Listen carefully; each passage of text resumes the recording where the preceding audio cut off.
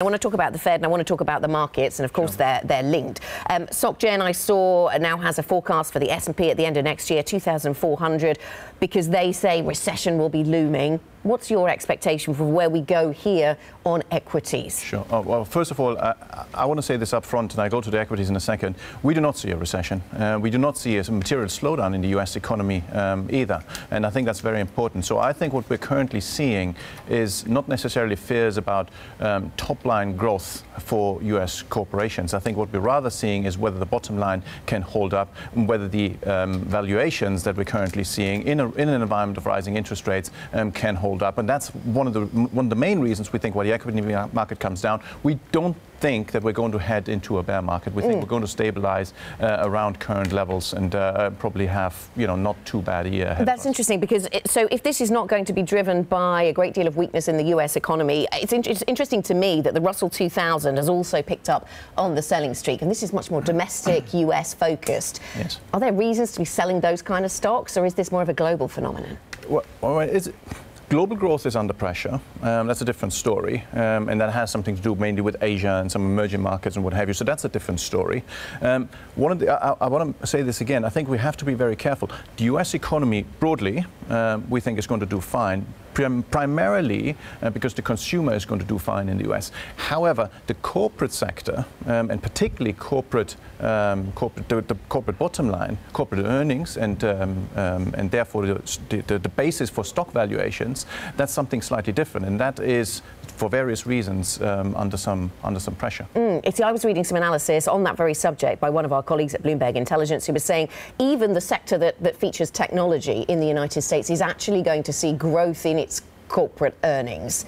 Is it just that it won't be as stellar as it's been in the past? Is that because of tax changes that have delivered and won't deliver again? Well, I mean, it's partly that. Secondly, we have to see that wages are on the rise, which by and large is good for consumption. But on the other hand, of course, there's somebody who has to pay these wages, and these are the corporates, so that's eating into their margins. And then also what we have to see is interest rates are going up, and as interest rates are going up, interest costs for the corporations are going up. So I think there's we're very likely what we're going to see is some form of margin pressure on corporate America. And as long as that's the case, obviously that's not going to be helping the equity market unless you have absolutely rampant top-line growth, which is probably not going to be the case, because even in our environment, and the US economy is probably not going to accelerate much, but we're not going to decelerate either. How much pressure on corporate America then, Peter? Because we talked a lot about credit markets and about, there are some individual idiosyncratic stories in credit, and then there's the big picture about rising rates and whether rolling over debt is going to be as affordable as it was. So how much pressure on corporate America? Because, spreads have widened on high yield and even in investment grade, but we're not talking about levels from 2008, that kind of widening, Exactly. 2-year highs. Exactly. So first of all, let's separate very clearly the corporates as a whole and the idiosyncratic stories, the GEs of this world. So that's a totally different story. When you look at the others, I mean, margins generally are very wide. So the background from where we are starting is extremely healthy for the corporates. And if we come down from on the margin side, on the earnings growth side a little bit, on the valuations, of course, as interest rates are rising, as the discount factors are going up, if that's the case, then there is going to be some pressure on them, but it's not going to be devastating, we think. OK, so this is something that the Fed will be bearing in mind, of course, as well as the turmoil we saw in markets in October and to some extent earlier this month. I've got a chart that shows expectations of Fed hikes in 2019, and the market seems to be bringing down its forecasts for Fed hikes. Yes. Do you think that's warranted? I also saw some research from Goldman Sachs saying, no, the Fed is not going to pause, not until financial conditions get a lot tougher or growth gets a lot worse. That's certainly the camp that we're in. I mean, we are probably one of the most optimistic as far as the bottom line growth in the economy is concerned.